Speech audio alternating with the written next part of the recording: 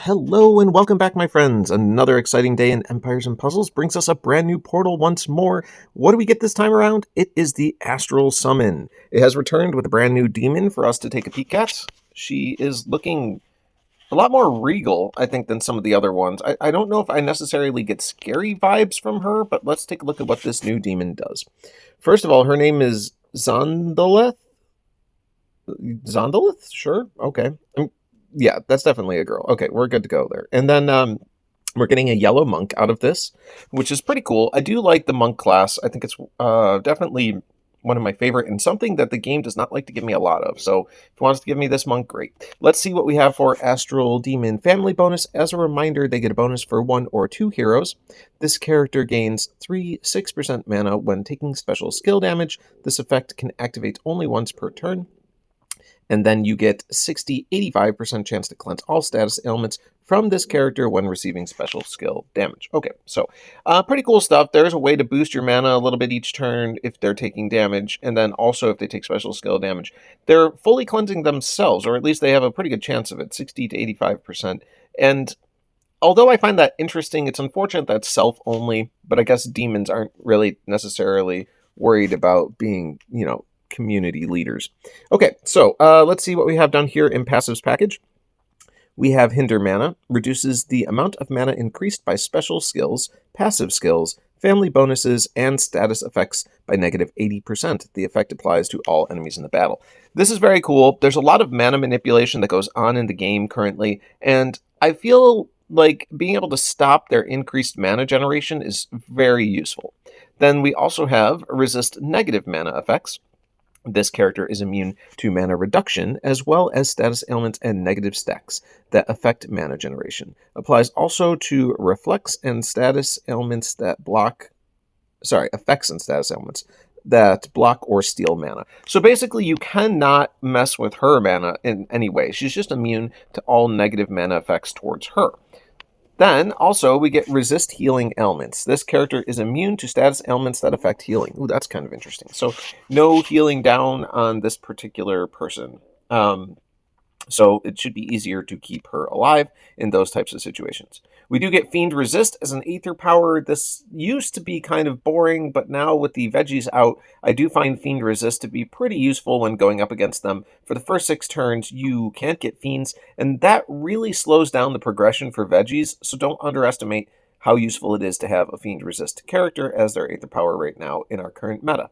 Alright, down here in the in the specials, we get Solar Shroud. Operating at average speed, it is going to recover 45% health for all allies. All allies will reduce received damage by 50% for 4 turns. All allies except the caster get an additional 30% attack power to the next special skill they cast. The additional attack power increases by 30% each turn, up to a maximum of 120% in total. Okay, so we got through the character card. There's a few things that jump out at me that we can go ahead and talk about. First of all, what do we like about this character? We like the fact that they have an absolutely cool passive package, right? The hinder mana, the protecting her mana at all costs, the not being able to have her heal or reduction land on her, like all of that is fantastic. So you cannot complain at all about this passives package. We actually kind of like the Fiend Resist Aether power right now. I think it would be viable enough for you. But, I'm sorry, we're still on the pros. I'll get back to the cons. But over here, we also love the fact that we're reducing received damage by 50%. That's a huge chunk off. Now, granted, this is in the form of a buff, so it can be removed. But if they don't have a Dispel handy, you're really cutting their specials in half. And that's really quite powerful. And then we also like the fact that all allies are getting attack boosts from this healer. Now, this is something that I think a lot of people underestimate, is how useful it is to have your healer contribute to your offensive power.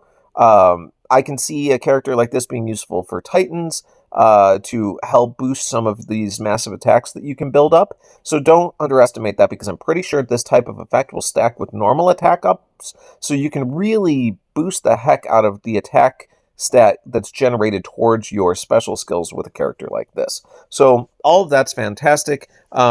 pretty reasonable heal. My problem is that I'm saying reasonable. So let's shuffle into some of the negative sides, because I feel like I need to cover both here. And that 45% heal is just a little bit lacking for what I'd like her to have. Especially in this age of Mega Fiends, we need a little more pizzazz behind these heals. Like, I would have liked to see her at very least 50%. I think that 45% is going to leave her at a detrimental point where she does leave behind some of these Mega Fiends that you're hoping to clear, and that's not an ideal spot for her to land right now. So, that being said, if you pull this character and you want to use her as your group healer, just understand that Mega Fiends are going to be a little bit of a problem for you unless you choose to include secondary healing of some sort to help you finish clearing them, because in reality, I don't think she's going to be great at doing that on her own. But that being said, if you do want to use her as like a second healer for your team, she's perfect. And the reason I say that is secondary healers, although it's important to have them there for the additional healing, I love when you can bring additional offensive power out of a secondary healer, because it means that you're not wasting your time with just too much healing. You're also gaining the potential to increase your team's damage output, and I think that's where this character is going to shine, as being that like secondary healer that's there to help out. Now, again, like I said, you can still use her as a primary healer, don't get me wrong. I just feel like with the veggie meta that we're in, she's going to struggle a bit to keep up with clearing the fiends that are going to be pumping out. And especially if they get to Mega Fiends, that's where she's going to have her hardest time. But do I like this character overall? Where would I rate her? Well, honestly, on a scale of 1 to 10, I'll give her an 8. She's well above an average new hero that comes out. Like, these demons are great with their passives package, and the ability to reduce the damage taken from specials in half and increase your own damage. Like, she's doing a lot in that department. But I don't know if fundamentally anything that she's doing is, like, game-changing or, like, overpowered. Like, I look at the other Astral healer that has come out in Salome, and Salome is absolutely a go-to want for everyone because of the little beams that she makes everybody shoot out that do damage and reduce max health at the end of each turn. That type of special is crazy good. Like, it's unique, it's fun, it's something that has made her a significant force to be reckoned with, right? So that's where you go from being like an 8 to like a 9. You've got this unique utility, it's super powerful, etc. I don't hand out 10s very often, just a reminder. But my point is, this character doesn't exist in that world. She exists in the world where she does everything she needs to do quite adequately well. In other words, like, she's above average in everything, but I'm not sure she's getting anything that makes her stand out or shine above the rest. That doesn't make her a bad character. That's why I'm leaving her at an 8. I think it's very good if you pulled this character. Definitely level them. Like, it's not a bad hero. I'm just saying, like, I think if you put her side to side with Salome, you probably would still want Salome over this hero, just because of the unique, cool skill that Salome comes with. So that's all I'm trying to say there.